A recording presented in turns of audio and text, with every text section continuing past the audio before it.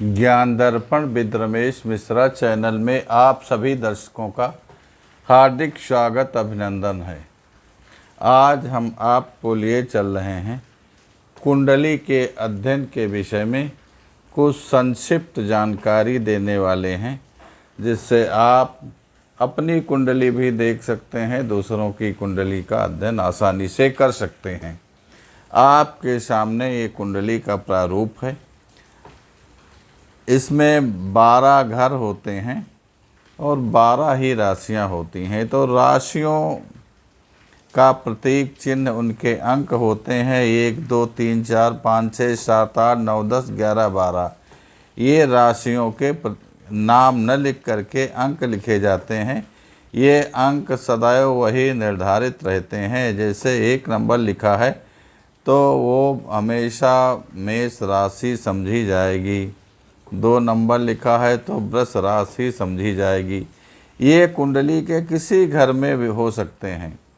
घर ये निर्धारित नहीं है ये अंक किस घर में लिखा होगा, लेकिन जहाँ पर भी कुंडली के जिस घर में लिखा होगा वहाँ पर ये वो राशि मानी जाएगी। जैसे यहाँ पर 1 लिखा है, ये इस भाव में ये प्रथम भाव है, ये यहाँ के बजाय यहाँ पर लिखा होता जहाँ पर 7 लिखा है तो ये जो है सप्तम भाव में मानी मेष राशि जाएगी। अब यहाँ पर 7 लिखा है तो ये तुला राशि मानी जाएगी। थोड़ा इतना ध्यान रखने की विशेष ज़रूरत है। पुराने दर्शक हमारे जानते भी हैं, नए दर्शकों के लिए बताना थोड़ा आवश्यक है, जिसमें आप आसानी से सब चीज़ सीख सकें। तो आज आपको हम दिखा रहे हैं कि आपकी कुंडली में शनि के साथ यदि कोई दूसरा ग्रह है तो कैसा फल होगा। तो हमने यहाँ उदाहरण के तौर पर 1 नंबर में लिख रखा है, लेकिन आपकी कुंडली में कहीं भी हो सकता है। ये हमने उदाहरण के तौर पर 1 नंबर में लिख रखा है कि शनि के साथ सूर्य है। तो सूर्य यदि शनि के साथ होगा आपकी कुंडली में किसी भी राशि में, तो ऐसा व्यक्ति लोहा इत्यादि का कार्य करने का बहुत चतुर होता है।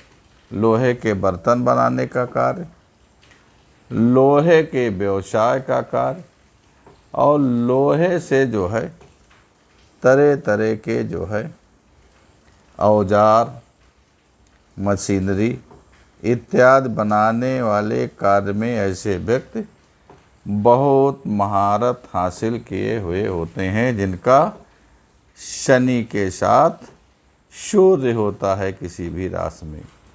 अब चलते हैं जिनका शनि के साथ चंद्रमा किसी राशि में होता है। तो शनि के साथ जिनका चंद्रमा किसी राशि में होता है, तो हमने तो यहाँ उदाहरण के तौर पर ये 3 नंबर पे लिख रखा है। ये मिथुन राशि है, आपका किसी भी ही राशि में हो सकता है। तो ऐसे व्यक्ति जिनका जो है शनि के साथ चंद्रमा होता है, तो अधिकांशता ये देखा गया है कि इनके 2 विवाह होते हैं। 2 विवाह होते हैं और दूसरे विवाह वाली पत्नी से संतान उत्पत्ति होती है। दूसरे विवाह की पत्नी से ही ज़्यादातर परिवार चलता है। लेकिन जिन जातियों में पुनर्विवाह की प्रथा प्रचलित नहीं है, वहाँ पर ये प्रथा लागू नहीं होगी, क्योंकि प्रत्येक परिवार में पुनर्विवाह की प्रथा प्रचलित नहीं है।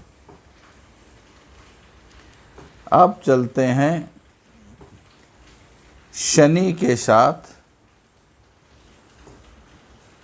मंगल।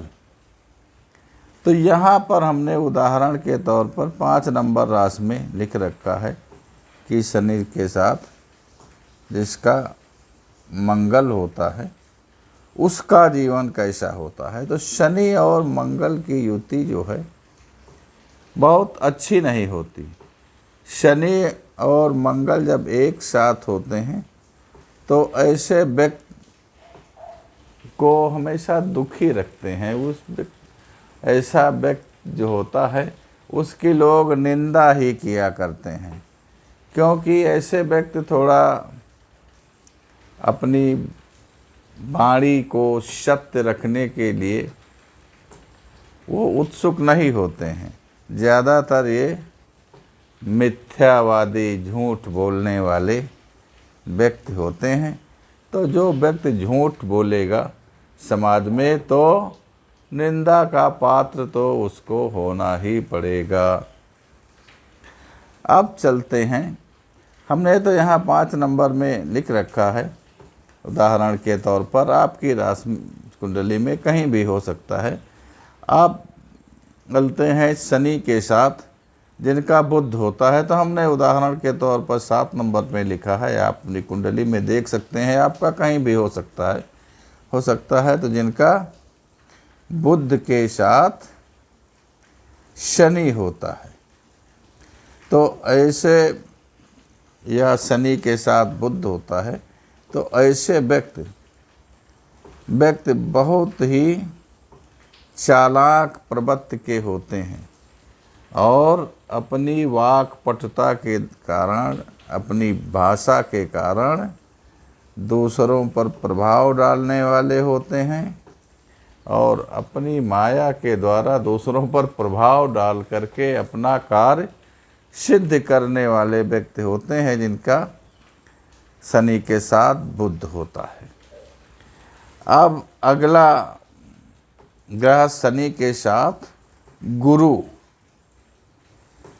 तो हमने तो यहाँ गुरु 9 नंबर में लिख रखा है। आपकी किस कुंडली में कहीं भी हो सकता है।